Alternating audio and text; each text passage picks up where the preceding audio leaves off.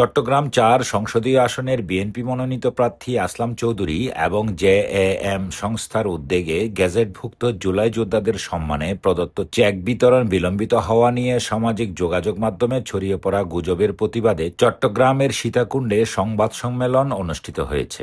আগ্রাসন বিরোধী আন্দোলনের গেজেটভুক্ত জুলাই যোদ্ধাদের সংগঠন ওয়ারিয়ার্স অফ জুলাই সীতাকুণ্ড চট্টগ্রামের উদ্যোগে আয়োজিত এই সংবাদ সম্মেলনে সংগঠনের নেতৃবৃন্দ বক্তব্য দেন। এ সময় সংগঠনের সীতাকুণ্ড সভাপতি গেজেটেড জুলাই যোদ্ধা মারুফ বলেন, চেক প্রদানে কোনো ধরনের প্রতারণা থাকলে ইতিমধ্যে প্রায় 400 জুলাই যোদ্ধা যারা চেকের মাধ্যমে আর্থিক সহায়তা পেয়েছেন তারা কেউই টাকা উত্তোলন করতে পারতেন না। সামাজিক যোগাযোগ মাধ্যমে ছড়িয়ে পড়া তথ্য সম্পূর্ণ উদ্দেশ্য প্রণোদিত, ভিত্তিহীন ও বানোয়াট বলে তিনি উল্লেখ করেন। সংবাদ সম্মেলনে আরও বক্তব্য রাখেন জুলাইয়ের আহত গ্যাজেটেড যোদ্ধা জাহিদ হাসান মুন, আহত গ্যাজেটেড যোদ্ধা আশরাফুল ইসলাম, জুলাই যোদ্ধা আকরামুল হক, নাজিম উদ্দিন, সাজ্জাদ হোসেন শাকিল এবং জুলাই যোদ্ধা ও আহত পরিবারের সদস্য নাফিস হাসান ইফতি সহ সংগঠনের অন্যান্য নেতৃবৃন্দ।